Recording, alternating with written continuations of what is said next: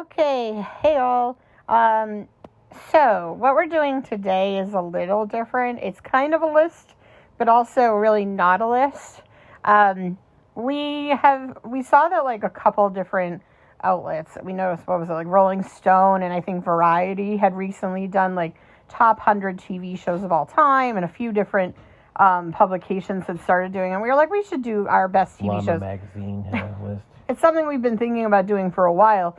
What's tough is, like, obviously, we are generally around the same age, so we've seen a lot of the same stuff, but there's things I really like, there's things Sir Chuck really likes that either the other person hasn't seen or just isn't our thing. So we were like, it's going to be really hard to come up with a list of 100 because there's going to be things that we both like. So what we did was... Right, so what we're doing instead is we're just going to do a series of 10 shows at a time that we like. And so it's going to basically be... sort of our top 100. Yeah, it may be more than 100, somewhere around 100, in no order whatsoever. So what we're going to do is 3 that Sir Chunk really likes, either I haven't seen or just weren't my thing. 3 I really like, and same thing, he either hasn't seen or weren't his thing. And then 4 we like together. So, again, no particular order. These could, if we had put these in order, could have been at the top 10 or 20, or they could have not even made the list. They get the idea of no order. It's just important to remember that my shows are all better. He's right. Anyway, so, with the first one we are going to start with... I also don't even know what show she's going to pick. So yeah, we just had a giant list. giant list. She's going to go talk about this now. I'm like, okay. All right. So the first one we're going to talk about is something we both had on our lists, and this is Key and Peele. Ooh, racist zombies. Yeah, we're both like big fans of sketch comedy stuff, and Key and Peele were like just. I mean, obviously, there's not a lot other than SNL. There's not a lot of sketch comedy that's, like, out, really, that you see as much. There's plenty. It's just hard to track down. It's not, like, popular. It's not, like, big stations and stuff like that. I mean, it's hard to see. So Key and Peele was, like, for a period, was, like, the one thing that wasn't SNL that was, like, pretty accessible. And just very, very funny. A little, like, what was nice about it is, like, some of the stuff would be very, like, social satire. But done in such a, like... obnoxious way. Yeah, it was really just, like... Yeah, like, if you haven't seen Key and Peele, you can find their stuff on YouTube easy, and there's so much of it, and it's pretty wide range of stuff. There's, like, some, like, really, like, offensive stuff, and some stuff that's really tame. Some of the favorite stuff, like, again, I mentioned the Racist Zombies one, which is absolutely hilarious. I love the Pro Bowl football, the East-West Bowl. They did a name, which is amazing. And then, of course, the substitute teacher ones are fantastic, especially the first one. The first substitute teacher one might be my absolute favorite. Yeah, I think that's the first thing I saw. Like, I think you made me watch the substitute teacher sketch. And then, yeah, they're just really, really funny. So... big fan, and obviously, both Key and Peele have gone on to do all kinds of fun things. Right. And I'm just, like, I love both of them. Obviously, kind of have both gone in, like, different directions with their careers. Like, Jordan Peele's obviously really doing a lot in, like, the horror world, and Key is still doing, like, a lot of comedy. He's doing some, I think, like, more serious stuff. I think he's in Wonka.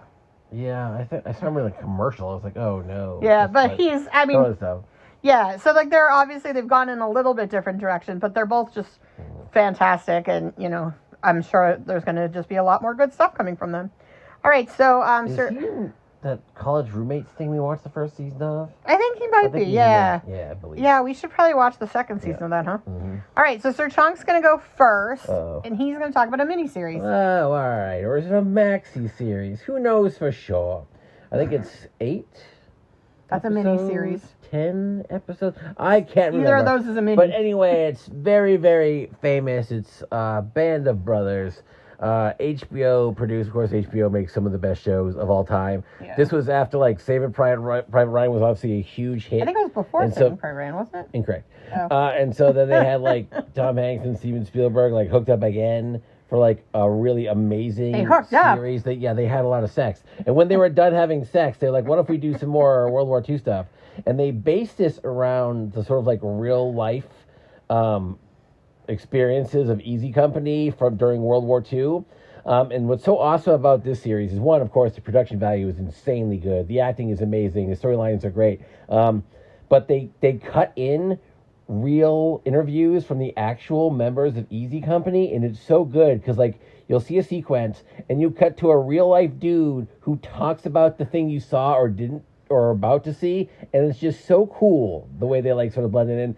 Fantastic. If you like high concept, beautiful, violent TV shows, this is, and you haven't seen it, you must see this. If you like history and war at all, you got to see it. It's fantastic. Yeah, I should probably see this at some point. Yeah. It's one of the best things I've seen, obviously. We have it. I'm not a huge war movie person. I don't like mind war movies. It's like been like kind of at the bottom of my list. So, moving into the complete opposite world, I'm going to go with a reality show. So I have this problem where I really like bad reality television. This is very similar to Band of Brothers. Yeah, I like really bad reality shows. And I admit when they're bad. And even when they're bad, though, they can be good. So I, years ago, was like, I think Sir Chunk was watching like sports or something. And then The Bachelor or Bachelorette was left on. Oh, no. And I was like, this show's ridiculous. Why would anyone ever watch this? And then I end up getting sucked in. Because if once there's anything is like presented to me, I have to know how it ends. And it's a problem I have. Which is why I don't often like DNF books and stuff, because I'm just like, I must know. So I did watch The Bachelor for a long time, The Bachelorette, but I've like lost all interest in ability to watch it, because I think more and more like reality shows are getting, if not necessarily good, better, and a little like just less ridiculous. So one of the ones I really, really like is Love is Blind on Netflix. And I know there's like apparently some people who didn't like some of the production stuff. Some things went on. I mean, I kind of feel like you're signing up for a TV show. I mean, if you don't know at this point that they're going to manipulate any kind of footage to, you know, make it entertainment value, like you probably shouldn't be signing up to do reality TV. But I like this one, because I like the sort of social experiment stuff. And I think a lot of what I like about reality shows, I like the game show element, but I do like some of the ones that like kind of are look at like psychology of people and like how people think and why they do the things they do. And so I do like Love is Blind. I'm not really a big romance person, but for some reason I love like trashy dating shows. And then also like a couple of seasons ago, Zach on Love is Blind was just like, seemed like the nicest guy, and I was just like, oh, I was like so rooting for him. So I think he's having a baby now, so yay. The first man to have a baby. Very exciting. Well, he's not. His wife is. You lied to me. Anyway, so well, he's going to have a sore urethra. One we're going to talk about that we both like is Lost. Yes, Lost. One of the most talked about TV shows whilst it was airing. It was one of those things that, I mean, at least I don't experience this too much anymore, because, you know, streaming, so many popular TV shows are streamed. But this was like, I think it was on Wednesday nights? I think it was on a Wednesday. I think they moved it eventually. But I remember, like, the day after the show, every day at work, everybody would be like, oh, did you see Live by? Everybody talk about, like, the traditional generic water cooler show. And yeah, like, I can't remember. I've never worked in a place with a water cooler. A show since probably Game of Thrones was like this too. But before Game of Thrones, I think there's like a gap where like Lost was the show before that, where I feel like everyone was watching it and talking about it. Yeah, there's like a handful. Like, I mean, you had stuff like Seinfeld, which was like a big one, but it was a comedy, obviously. Yeah, it's not quite the same. And you had like Twin Peaks was really big back in the day, but like, yeah, there really aren't that many. If you look historically over TV, where like everyone is talking about and like theorizing what's next and what's coming, and Lost was really cool, and like it did kind of go off the rails, and sometimes itself a little bit in the last season. Sometimes when I think about it, I'm like, oh, that show was terrible, but I think that's just because like it didn't end up going in the direction that like I feel like they ran out of ideas. I think what happened is it was so predictable that they were like, oh no, we got to like throw some wrenches into the old shenaniganery here. Because it was overly predictable what was going on. And the other thing, like the whole dual storyline they were doing where they like, now we'll learn about like Yin's time at her business office. Well, her name was Sun. Was the dude Yin? Jin? John? Whatever. Jin? Pick a character. I haven't watched the show in 15 years. I don't know. One of the characters that we know, we learn all about some pointless backstory that like pretty much never mattered. Like only a couple of them mattered. So that was kind of annoying. A lot of it mattered in like how they changed a little bit. But like, yeah, I don't care about that. But like, I'd always be like, let's get to the islandy stuff. That's the stuff that's fun. But overall, still, at least for the first few seasons, it was great, and then it was still pretty fun and very, very good conversation. See, I liked a lot of the backstory stuff because I thought it gave a lot of character development. But I did think like I was really into the stuff with what was that thing with like the numbers that they found, they dug up the hatch there. Yeah, I was super into the hatch season. And the first or second season. Yeah, that hatch. The hatch stuff, and then the music in the hatch, and it seemed really cool. That dude, that evil dude. What the heck was his name? He's super good. He's in some other stuff. No, Locke wasn't evil. Desmond? No, he doesn't show up until like a little later. He's a scrawny little dude. Oh yeah, Linus or whatever. I can't remember his name, but he was great. He went for an excellent. He kind of looks like Kevin Spacey, but he looks like crappy Kevin Spacey. Yeah. Well, not crappy as a person. Yeah. But thank God he's not Kevin Spacey. Now he's like, please don't say I look like Kevin Spacey. But yeah, like, and then they got into like the whole like second group on the island, and that stuff started getting a little nonsensical, and like not Penny's boat. Yeah, but like there were so many really good moments, and as a whole, I still think the show was fantastic. I mean, you know, it was on for a long time, and part of the reason, 6 seasons, I think. Part of the reason I think it started getting a little like off the rails is because eventually they're like, okay, we can't keep having cliffhangers, like. Yeah, when you have to do too many cliffhangers, your cliff turns to poop. All right. So the next one is something I'm going to talk about. This is like a really cheesy old sitcom, and this is the show Coach. And I don't know why I liked this show, but I really liked it when I was younger. I don't know if I watched it now, maybe I would not think it was remotely entertaining. But I remember when like it was on, I just thought like the characters were so fun, and I was fairly young. I think I was still in like middle school. But I think maybe because it was like set in like a college campus, and like some of the like antics just were fun, and I like could not wait to go to college because I just thought like college was fun because of like the antics of this like college athletics department. And like I don't really remember much except thinking like I couldn't wait for Coach to be on. And now I'm like, I don't know why I liked that show. And I probably would watch it now and just be like, what is this? Do you remember it? I remember the show. I didn't watch it very much. I remember thinking it was like kind of meh, but also I didn't see a ton. Isn't the one with Dauber? Is he on this one? Yeah, I liked him. So like, yeah, I remember it being not a particularly exciting show, but I also didn't hate it, but I didn't watch a ton of it. All right, so your next one. Oh, yeah. So this is fairly new. Well, not new, but like within like the last 8 years or so it started. I think the final season. It's just a year or two ago, right? Was just like about a year ago. It's Ozark.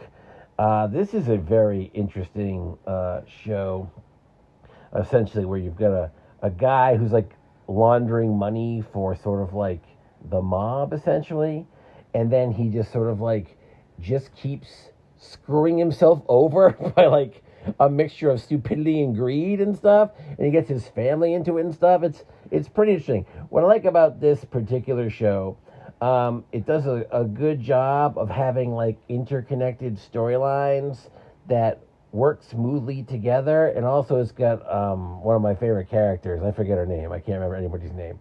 Is it Laura Linney or the other girl? The other girl, whose name I can't remember. I can't remember the actress's name. Anyway, I just had it. This is great work. Julia Garner. Julia Garner, yeah. I think she's most people's favorite character in the show. She's my favorite character from the show. She's awesome. She's like ties the whole thing together. She's great. Like the rug. The rug thing. He tied the whole thing together, man. And Jason Bateman's just very Jason Bateman-y, and Laura Linney's great. She's always great. And the kids are really good.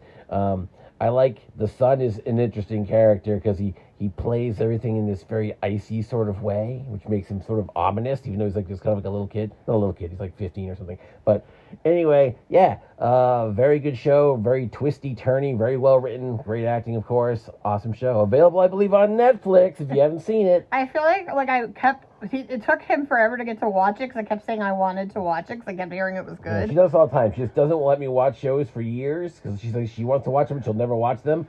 Then eventually I just ignore her and watch it. Yeah, well, I finally was like, just go ahead and watch it because, like, what the problem is like, I have the same problem with Breaking Bad. Is like, I've watched the first episode, I think, 2 or 3 times now. You have? Yeah. And I keep trying to want to watch the second one, and I just do not care.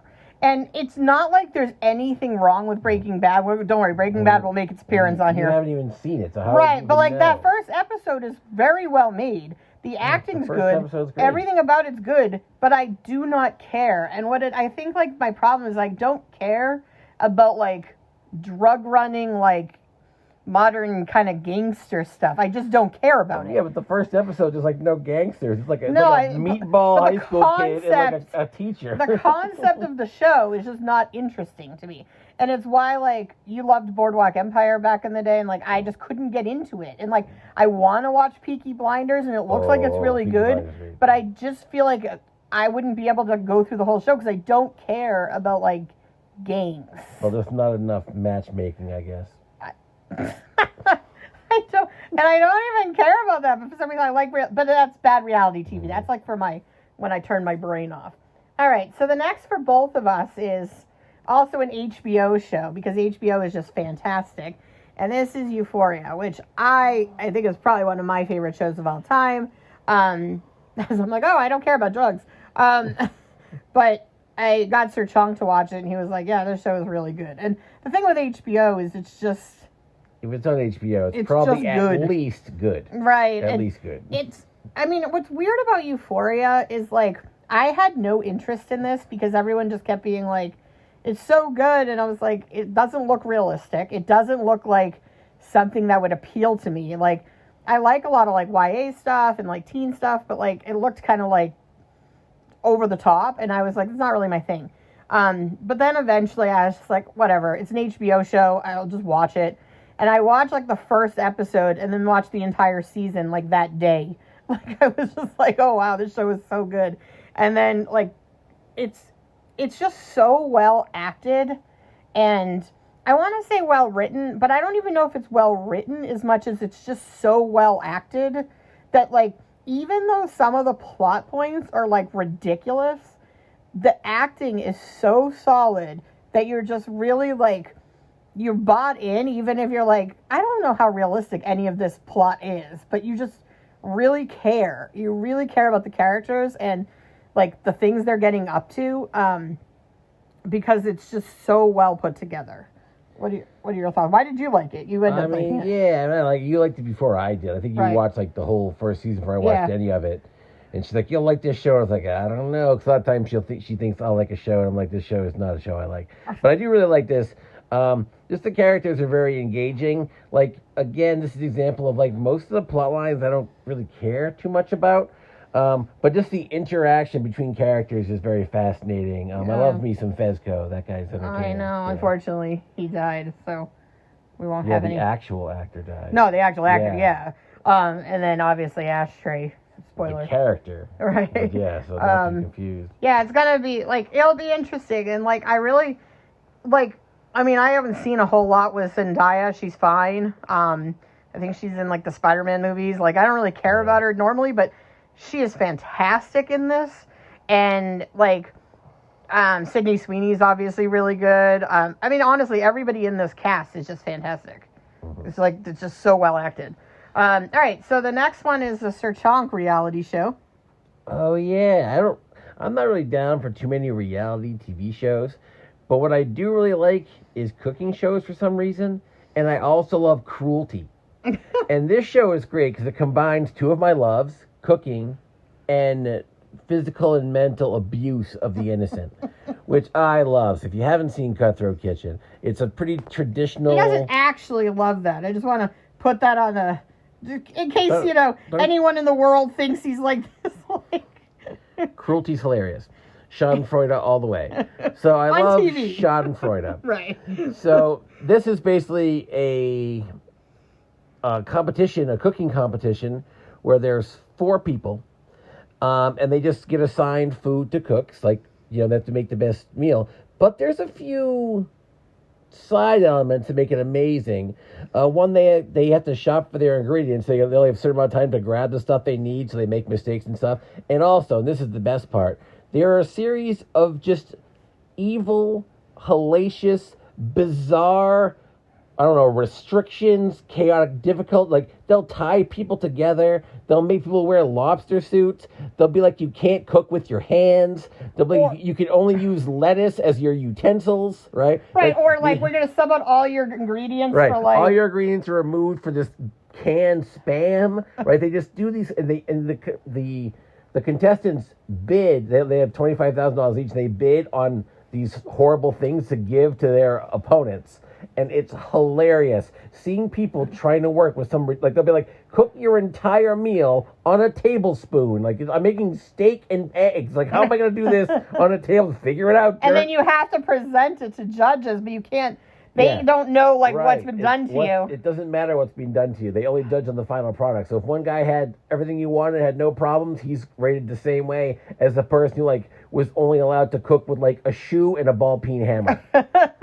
It's amazing. It's a really fun show. If you like baking, it's a cooking show. If you like cooking shows and you like torture, this is the show for you. It's on Hulu, I think. It's not on anymore, but... Yeah, it's been done for a while. But is it Alton Brown? Yeah, Alton Brown. There's like He's really funny. 8 or 9 seasons. There's a ton of it. They have Halloween episodes. They have a camping episode. I love the camps. It's great. I love this show. All right, so another show it's got to be me, because Sir Chuck hasn't even seen it, is Yellowjackets. I saw a couple episodes. Yeah, and you were just like, I don't care. But, like, you didn't know what it was about. Yeah, I didn't really care about it. But basically, this show's about... It's fairly new. I actually haven't seen the second season, and I really, really need to watch it. So maybe that's something I should do during football this weekend. But, so basically, Yellowjackets, it's about this group of girls, a girls' soccer team, essentially, in... It's like the 90s. You're asking me. It's a and their plane crashes in the woods, so kind of like a Lost type thing. And then they just have to survive. And then there's like rumors that they resorted to cannibalism and stuff. Ooh. So there's 2 timelines. There's the timeline of the girls in the woods surviving. And then there's like the ones who survived, like the future of like who they are now. But like, so some of them come together because somebody's obviously like knows something, and so there's a mystery element, there's a survival element. It's super, super violent. It's seriously messed up. There's a supernatural kind of piece to it. Honestly, it's so dark, so twisted. The soundtrack is just so good, because it's all like 90s music, and like I'm a 90s kid, so it just, everything about this show, absolutely loved it. And the cast is amazing. It's like their adult cast. I mean, the younger cast is great. I don't know any of them, but the adult cast for the women, I mean, you've got Melanie Linsky, you've got Christina Ricci, Juliette Lewis, a couple other people I forget right off the top of my head, but some really good actresses, and it makes sense too. They were like popular in the 90s too, so it's kind of got like a little bit of like kind of when you have like Winona Ryder in Stranger Things, it's a little like kind of like an Easter egg in its own way. Yes, and fun fact, Yellowjacket's my favorite bee. No, it's not. It's a horrible bee. Don't be mean to him. Oh, you mean like the actual Yellowjacket? Yeah. Anyway. All right, so the next one for the 2 of us, the last one for this round, is a show we both love. Oh, yeah, Friday Night Lights. So this is a show where, like, I'm surprised I like it, because it's like very dramatic. And I usually don't like that kind of crap at all. But I just really like the characters, and I like the football element. But like the football parts is only like 20% of the show, maybe even less. But like, yeah, I just really like the opening has one of my favorite songs. It's instrumental, but I don't know why this matters. One of my favorite songs for any opening of any show ever. That song is amazing. But yeah, and I love Saracen. Saracen's such a likable character that I'm like, oh no, some more terrible things happening to Saracen. It's like poor Saracen just gets crap dumped on him the whole like first 2 seasons. It drops off a little bit after like the second or third season. It's still good. Wasn't it only like 3 seasons, 4 seasons? It's like 5 or 6. Oh, really? But the first 3 are really good. Wasn't Michael B. Jordan on this show too back in the day? Yeah. So like the problem is it's a high school show. If you have a high school show, it's only feasible to have so many seasons of like, well, he's a sophomore, now he's a junior, now he's a senior. What the hell is he still doing here? Right. You know what I mean? So what happened is sort of like when their original cast of characters had to reasonably like move on. So some are still in the show, but they're not on the team anymore, of course. It sort of like dropped a little bit. Like the writing is still great, and some of the core characters are still there. So it dropped off a little, but still very good. And the first 2 or 3 seasons are some of the best drama. Like again, drama's not my thing, but for drama, one of my favorite dramas ever. Yeah, I feel the same way because like I don't like a lot of like just traditional drama shows. Like usually I need there to be some kind of mystery or like palace intrigue or like a supernatural element or like I mean generally murder. I like the murder mysteries, but like I usually need like something more than like just everyday life family drama. There's a few examples that we'll go through that, but I feel like you have to be. I mean, Euphoria I guess is kind of an example of that. Like you have to be so exceptional to just have a story about like regular things to be good. And that's what's weird is it's about regular things.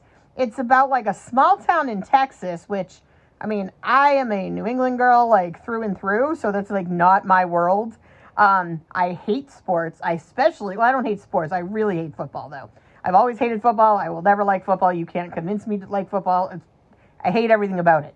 So the fact that I love a show that is about a town that's obsessed with football, that's heavily about a football team and their football like season, I love it. I love this show, and I think a lot of it comes down to the writing and the acting and the cast.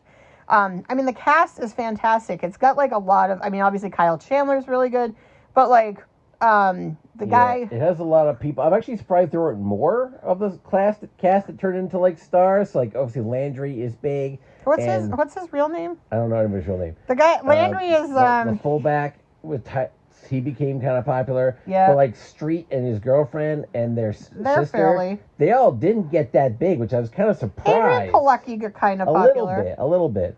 Yeah, what are their names? Yeah, I forget their names. I don't remember everybody's name. I honestly, we still call him Landry, and he's like... Yeah, he's been like 20 movies at this point or more. He's the guy from Breaking Bad, and he's in Game Night. And he's in the last season of Breaking Bad. He's in Killers of the Flower Moon. He's like the main guy. He's the creepy neighbor in Blockers Game Night. Game Night. Game Night. Sorry, that's yeah, and I mean, you'll figure it out. I'll put a picture of him. He's very famous at this point. He's in a lot of stuff. He's a great actor. It doesn't matter. He's Landry. He'll always be Landry. And yeah, there's just a great young cast. And again, I feel like should have became more famous than they did. Like Saracen did that one TV show with the cats and stuff. Oh yeah, we haven't watched that. We only watched the first episode. I haven't seen like hardly anything. That guy's great. Yeah. Yeah, I mean, I think there's like so many actors that are you would imagine will go somewhere. I mean, obviously. There's plenty of bad actors out there that get jobs. Why aren't these really good people from Friday Lights getting jobs? Right. Who are their agents? Their agents are letting them down. Yeah, except Landry's, who's obviously had one hell of a career after the show. Mm-hmm. He's so good that neither of us can remember the actor's name. Yeah, I always do that. There's a guy from the movie Navy SEALs whose character in Top Gun, his character is Slider in Top Gun, and I've been calling that guy Slider his whole career. I still don't know his real name. Oh, Jesse Plemons. Oh yeah, Jesse Plemons. Yeah, he was in I'm Thinking of Ending Things movie, which is like my favorite book. He's in a ton of things. Yeah, I mean obviously he's super, super popular. Yeah, and they said his breakthrough was obviously in Friday Night Lights, and he's amazing in that. So, yeah, there's a lot of really good, but Michael B. Jordan was in it too, and he's obviously another really amazing actor. Famous. Yeah. So whoever the casting director was for that show is amazing. Yeah, we should find out what else they cast and then go watch their shows because those people will be good. Yeah, so those are just some. We'll be back because this is going to take us. It's going to take probably more than 10 episodes. 80 long years. Yeah, we'll try to make this maybe like every couple weeks we'll do one or something just to kind of, give it a long-term thing. TV. Plus, it's nice to get new ideas for TV shows. I know I like thinking of hearing about TV shows I haven't seen. So Yes. maybe you'll like some too. Especially if Throw like some stuff you like in the comments. I always like to hear what people like. yeah, definitely, because we're always like, what show should we watch? And we watch like videos and just like what other people like. Right. And then that's how often we end up finding shows. Like I don't know how I found Yellowjackets. I think I just stumbled across it one day. But like a lot of times, like Ozark. Is that like a network TV show or something? No, it was on like Amazon. I had it or right. something. I think it's on Showtime. It just looked good. I thought it was about murder. So, but yeah, tell us what you like because there's a good chance it might show up at some point. But also, like there are shows that we definitely do not know exist. Yeah, there's some really popular shows we haven't watched. Especially if you're British or like Australian or Canadian or something, because like obviously these are heavily American. But if you're like living somewhere else, like, and there's access to some of these shows, I know we are not seeing enough good British TV, and I love British TV. Anything similar to the In-Betweeners? I'll watch more of that. Yeah, or Broadchurch. Yeah. All right. So we'll see you around. All right. Boom. Bye.